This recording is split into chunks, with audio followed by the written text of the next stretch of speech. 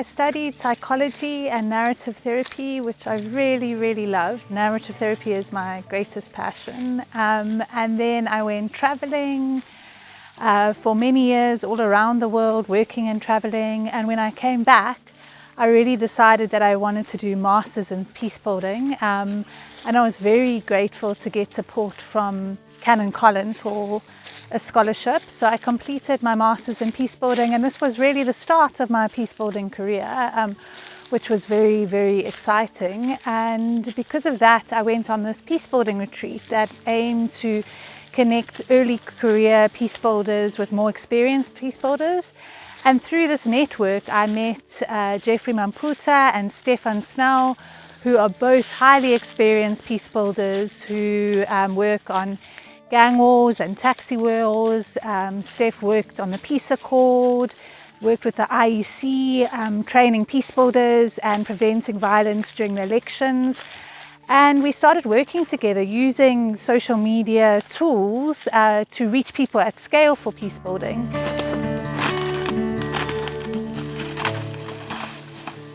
So narrative therapy is one of my biggest passions. It focuses on helping people to reauthor the stories of their lives, and it really looks at communities and individuals being the experts of their own lives. They know their problems best.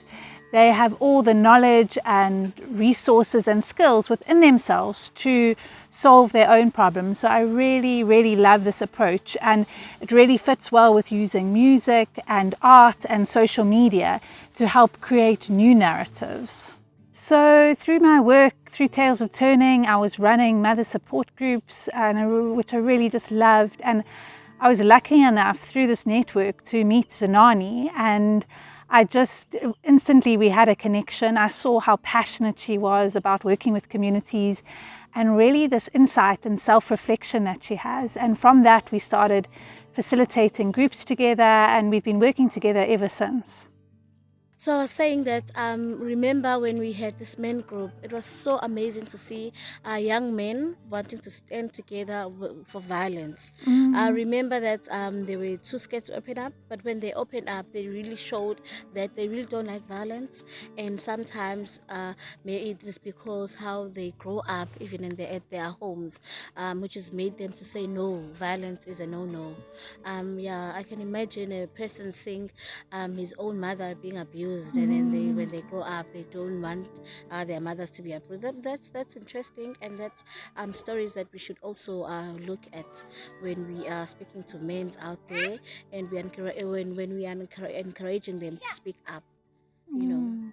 And it's so interesting how that's happening online as well. There are thousands of men online saying that they don't want violence to carry on and standing up against it. And so it's been incredible engaging with them and mobilizing these groups of men to say enough is enough. We need to have these conversations. We need to reflect and heal so that men stop hurting each other and the women in their life. And so it's been incredible to see that thread from the offline groups to the online environment. It's just now that we're working with thousands and thousands of men doing this work all together, and exactly that thing of saying that they don't want this to happen to their daughters or their sisters or their mothers. I was talking to this one man who was really promoting violence online, and I didn't even think I was going to get anywhere with him, and I just used this approach, this narrative approach of just asking curious questions and asking him. He said that women love violence, which is really shocking. And then I asked him, why does he think this? And he shared all the perspectives from his life, and and really just reflected on his life and what has happened to him in his life to lead him to believe that.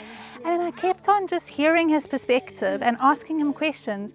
And by the end of the conversation, he was sharing about how he didn't actually think women like violence, and he'd really shifted his position, which I found so interesting.